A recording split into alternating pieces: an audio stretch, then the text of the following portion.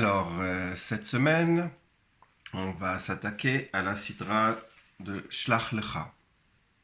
La sidra de Shlach Lecha riche en événements qui commence donc par l'envoi par Moshe d'espions qui vont étudier le pays avant de pouvoir rentrer à l'intérieur. Et sur cette idée, sur l'exploration du pays, voilà, je vous présente une photo aérienne de la ville de Tibériade que j'ai prise il y a quelques années, il n'y a pas très longtemps, avec le bleu du ciel qui se fond avec le bleu du lac. Et ce bleu qui, selon un midrash dont on va parler, c'est le bleu qui nous rappelle après l'histoire, la vision des tzitzit qu'on met au coin de notre vêtement à quatre coins, et qui nous rappelle petit à petit la mer, le ciel, etc., et qui nous mène à l'idée de Dieu. Et on va en parler de ce midrash dans quelques minutes.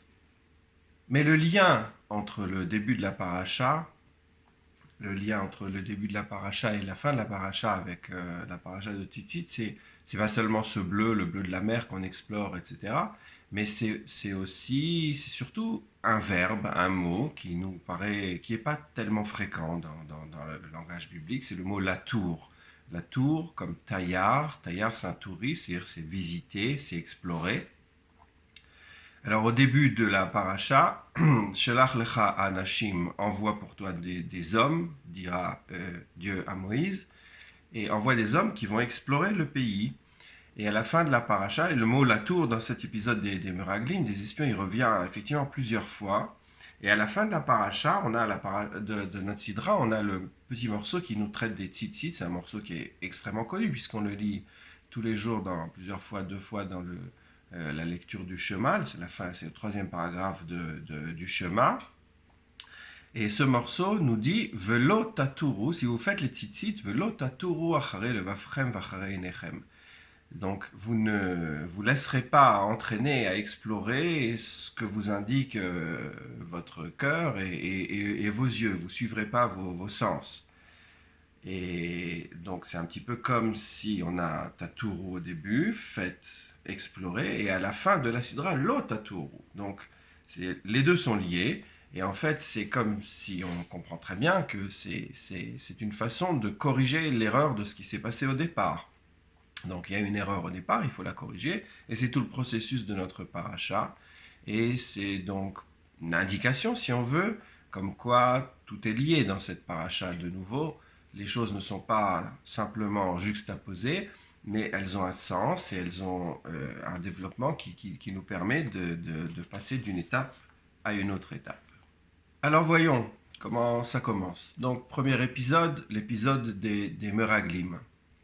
Si on s'aperçoit, de nouveau, en regardant un petit peu le texte, si on connaît un petit peu les autres textes qui sont dans la Torah, l'épisode des Meraglim, la faute des Meraglim, qui est donc connue, donc Moïse a envoyé des explorateurs qui sont revenus en portant des fruits, et ils sont revenus et ils ont médit sur le pays. Ils ont dit que le pays était peut-être très agréable, très beau et tout ce qu'on veut, mais impossible à conquérir. C'est-à-dire que le peuple qui venait d'arriver du désert ne pourrait jamais surmonter les populations locales. Ils sont tellement énormes, ils sont tellement grands. Donc il vaut mieux rester dans le désert. Et pourquoi est-on sorti d'Égypte? La protestation est évidente. Et Dieu dit, ben oui, vous allez mourir. Vous allez tous mourir dans le désert. Et Moïse prie. Et grâce à cette prière, peut-être que cette génération va mourir dans le désert, mais c'est la génération suivante qui va pouvoir rentrer dans le pays. Donc l'histoire va pouvoir continuer. Et la prière de Moïse, en fait, fait toute la différence. On s'aperçoit, si on regarde le texte de nouveau attentivement, si on regarde attentivement ce texte, que Moïse fait une prière, tout comme il avait fait une prière après l'épisode du veau d'or, mais il utilise les mêmes mots. Donc, c'est-à-dire que les deux événements sont de nouveau liés concomitants. Pas concomitants, mais ils sont liés. C'est-à-dire qu'ils ont la même signification. Moïse dira dans les deux cas, il dira Erech Hapaim, parlant de Dieu, tu es Erech Hapaim, tu renonces à ta colère, tu ne laisses pas éclater ta colère. Veraf Chesed Vehemet, et tu tu es plein de bonté et de vérité.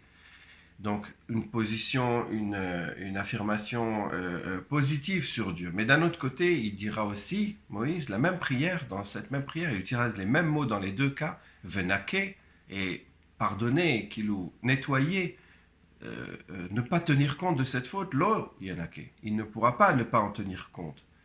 Poked avon albanim al shileshim val donc Dieu va tenir compte de cette faute pour punir jusqu'aux enfants plusieurs générations en avant dans le temps. Donc il y a deux possibilités pour Dieu. Il y a la possibilité de pardonner, d'être erechapaim, mais la possibilité de lo yenake, qu'il ne va pas pardonner et va jusqu'à poursuivre plusieurs générations futures sur ces fautes qui ont été commises. Et en fait, c'est la seule prière de Moïse qui fait la différence entre les deux. Les deux possibilités existent pour Dieu, mais Moïse, dans sa prière, par sa prière, va pouvoir faire pencher la balance du bon côté et éviter la destruction du peuple. Voilà, ça c'est le premier épisode, c'est l'épisode des Meraglim. Et dans cet épisode, on a donc cette comparaison entre l'événement de la sortie d'Égypte avec le veau d'or après la révélation. On a la comparaison avec les Meraglim. Et en fait, c'est comme si on nous indiquait que de passer toutes ces étapes, de passer de la sortie d'Égypte avec quitter la civilisation de l'immédiateté, la civilisation de l'idolâtrie dans laquelle on fait une prière uniquement pour utiliser le monde et on utilise des forces l'une contre l'autre, on se concentre sur les forces en présence et on arrive au stade de la révélation. Ce passage-là qui va faire passer donc du sens du sens de l'immédiateté, du sens de l'idolâtrie au sens de la spiritualité, c'est-à-dire de ne pas tenir compte uniquement des forces en présence, eh bien c'est la première étape, c'est la révélation. Mais une fois qu'on l'a intégrée, est-ce qu'on peut revenir en arrière et faire la deuxième étape, c'est-à-dire de quitter de nouveau l'expérience de la transcendance, l'expérience du sens, pour revenir vers une vie physique normale, une vie physique qui va nous permettre de rentrer dans le pays d'Israël. Et le fait de rentrer dans le pays d'Israël, c'est de nouveau refaire l'étape en sens inverse. Est-ce que c'est pas, dans une certaine manière, revenir en arrière et refaire un retour vers la civilisation égyptienne, vers la civilisation de l'immédiateté? Eh bien, on ne peut pas faire. Il s'avère que personne ne peut faire toutes ces étapes, c'est-à-dire et quitter l'Égypte, arriver à la transcendance, et quitter la transcendance. On a vu la semaine dernière que quitter la transcendance, le simple fait de s'éloigner de l'expérience de la transcendance, c'était déjà en germe la possibilité de la faute. Donc, quitter cette transcendance et retourner vers une vie physique, faire toutes ces étapes en même temps, c'est très difficile, c'est impossible. Donc, cette génération doit mourir. Et c'est la génération suivante qui va faire tout ce trajet spirituel, intellectuel, de pouvoir garder le lien avec la transcendance tout en étant dans une vie physique, tout en rentrant dans le pays. Et comment est-ce que cette génération suivante va pouvoir faire ce lien, garder le lien avec la transcendance et pourtant rentrer tout de même dans le pays? Alors on a vu, il y a plusieurs étapes pour garder le lien, pour avoir un lien avec la transcendance. Il y a la possibilité du prêtre, du culte, on a vu ses limites dans le livre de Vaïkra. Il y a la possibilité de la prophétie, et la possibilité de la prophétie qui va accompagner le peuple. Et effectivement, la semaine dernière, on l'a vu, cette possibilité va être donnée au peuple, et il va avoir 70 prophètes qui vont accompagner Moïse dans la fin de son trajet pour que le peuple puisse comprendre que la prophétie, ce n'est pas une expérience unique qui est liée uniquement à Moïse, mais elle va pouvoir accompagner le peuple, même dans la terre. Mais l'expérience fondamentale de garder le contact avec cette transcendance, de garder ce regard qui n'est pas uniquement lié à une dimension physique du monde, comme c'était le cas dans la civilisation égyptienne, ce contact, ça va être le contact qui va être préservé et mis en avant, mis en exergue par la pratique des mitzvot, par la pratique des commandements. Et effectivement, juste après l'épisode des Meraglim, alors le texte nous dit « Kitavo ou el haaretz » et quand vous viendrez dans le pays et vous ferez tel et tel commandement et tel mitzvot, etc. Et Rashi nous dit, quand Dieu dit au peuple « Kitavo ou el haaretz », vous viendrez dans le pays, c'est une promesse. C'est une promesse. Il leur promet, vous viendrez dans le pays. C'est pas que tout le monde va mourir et que l'histoire va s'arrêter là. Non, vous viendrez dans le pays. Tout le monde viendra dans le pays. Et l'histoire va continuer. Et vous allez pouvoir monter votre civilisation qui va pouvoir avoir un lien avec la transcendance tout en menant une vie physique. L'épisode suivant, c'est l'épisode du Mekoshesh. Mekoshesh, c'est donc cet homme qui nous est, les actes nous sont racontés dans notre Sidra, qui a décidé d'aller prendre du bois et de commencer à travailler du bois pendant Shabbat. Évidemment, c'est un acte interdit, on a reçu le commandement du Shabbat, et donc cet homme doit être mis à mort, parce qu'il n'a pas respecté. Tout comme le Mekalel, dont on a vu l'histoire à la Parashat, est mort il y a quelques semaines, donc quelqu'un qui fait une protestation, il n'est pas d'accord.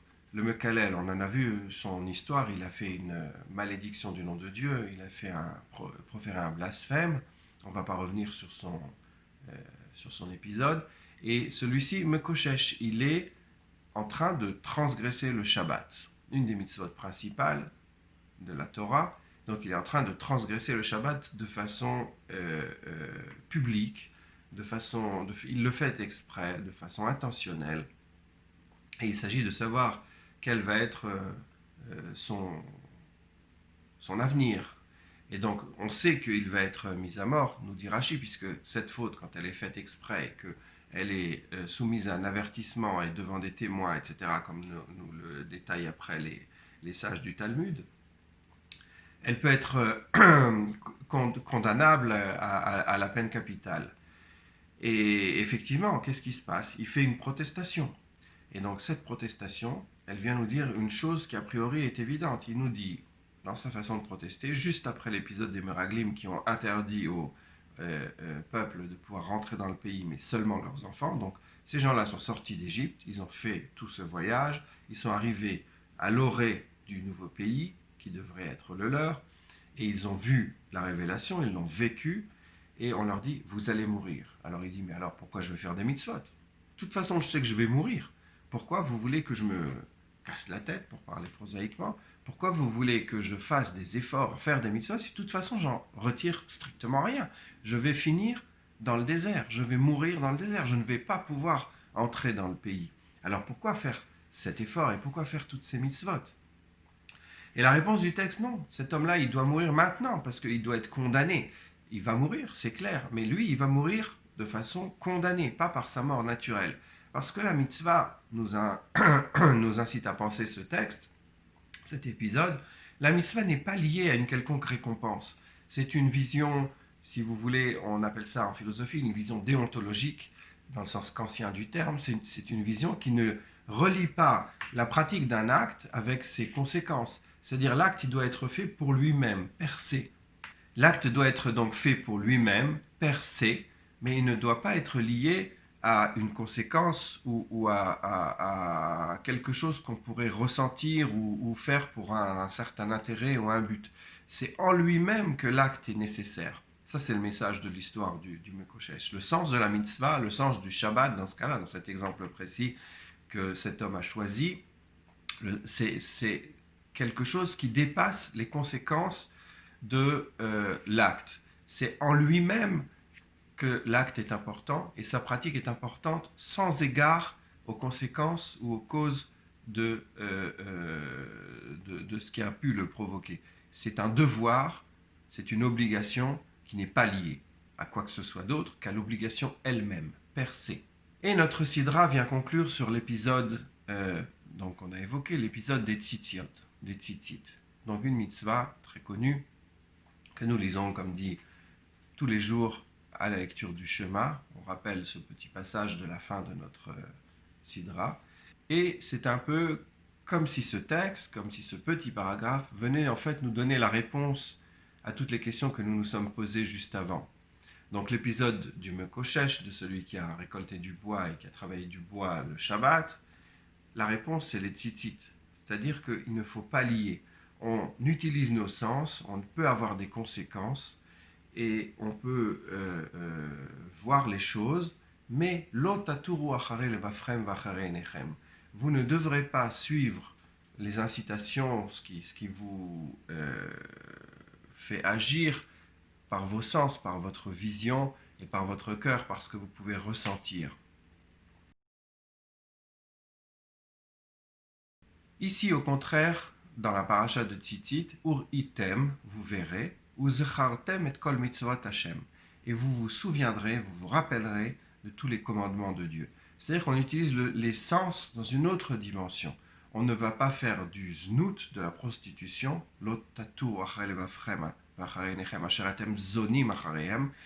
que vous ne suivrez pas vos sens qui vous entraînent dans une sorte de prostitution. C'est ce mot, zonim, znout, c'est la prostitution. Donc vous ne suivrez pas vos sens parce que vos sens vous entraînent de façon irrémédiable. Vous êtes esclave de vos sens. Comme on est esclave de ses sens dans ses désirs sexuels, on est esclave de nos sens dans notre désir de vision, et nos sens peuvent nous mener à cette vision du monde qui est la vision de l'Égypte, c'est-à-dire qu'on limite notre vision du monde uniquement à nos sens, et on va utiliser le monde pour satisfaire nos sens. Eh bien non, nous dit la mitzvah de Tzitzit, avec un très joli texte du Midrash que je vais lire, de très courte ligne. Aya Rabbi Meir Omer, Manishtana trelet mikol mine tzivonim. Pourquoi est-ce que le trelet, le bleu des tzitzit, donc est-il différent des autres couleurs? Mivne sha trelet domé layam. Le trelet, le bleu, ressemble à la mer. Donc on regarde en face de soi et on voit la mer. Donc dans la photo que je vous ai présentée, c'était la mer de Tibériade, le lac de Tibériade. Veyam domé la rakia. La vision de la mer nous rappelle le bleu du ciel. Verakia domé le kisé akavod. Et le bleu du ciel nous rappelle la couleur du trône de l'Éternel sur lequel il est assis. Chez Nehemar, parce que nous dit le verset, Vayiru et Elo Israël, vetachat raglav que maase livnat asapir ou que etzem hashamayim la Torah. Donc c'est un verset du livre de Shemot, comme quoi ils ont vu l'Éternel, etc., et qu'il ressemblait son livnat asapir ou que etzem hashamayim la Torah. Donc il ressemblait au ciel. Ou ktif que maré even sapir. Et cette Demout qui sait, dans le livre d'Ézéchiel, quand Ézéchiel décrit ses visions, il dit que c'était comme le saphir et la kissé, le siège sur lequel était assis Dieu. Donc c'était un petit peu une image, si on veut. Rabbi Meir nous dit qu'on est en fait en train de regarder le bleu des tzitzit et on se relie directement à l'expérience de voir Dieu assis dans le ciel sur une chaise, sur un trône, qui a la couleur du ciel, et comme si Dieu était en permanence au-dessus de nous, en train de nous regarder. Donc, on regarde ce tzitzit et on est relié à l'expérience de la transcendance, et on voit Dieu. Voilà. Donc, cette expérience et l'utilisation des sens, différemment de ce qu'a fait le Mekoshesh qui a voulu rassembler son bois le Shabbat, mais qui a simplement oublié que la mitzvah n'était pas quelque chose qui devait être lié avec les conséquences de cet acte, mais c'est une obligation en soi. Et cette idée de l'obligation en soi, c'est en fait celle qui nous a fait survivre comme civilisation. On a été persécutés pendant des milliers d'années. Nous sommes en permanence menacés jusqu'à aujourd'hui, mais on continue à vivre et à faire avancer notre message et à le transmettre à nos enfants. Parce qu'il n'est pas lié en fait au résultat. C'est la question qui a été posée à l'époque de la Shoah, et tant de gens ont quitté la tradition alors que d'autres ont réagi de façon différente, mais chacun son parcours, chacun ses sentiments, chacun ses pensées.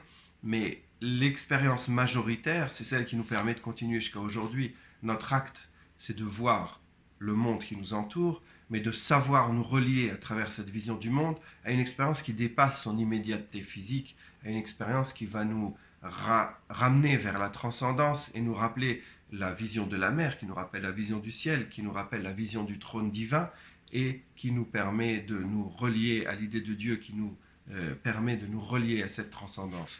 Voilà, ça c'est le sens de l'expérience de Tzitzit et c'est le lien, si on veut, entre le début de la Sidra et la fin de la Sidra. À très bientôt.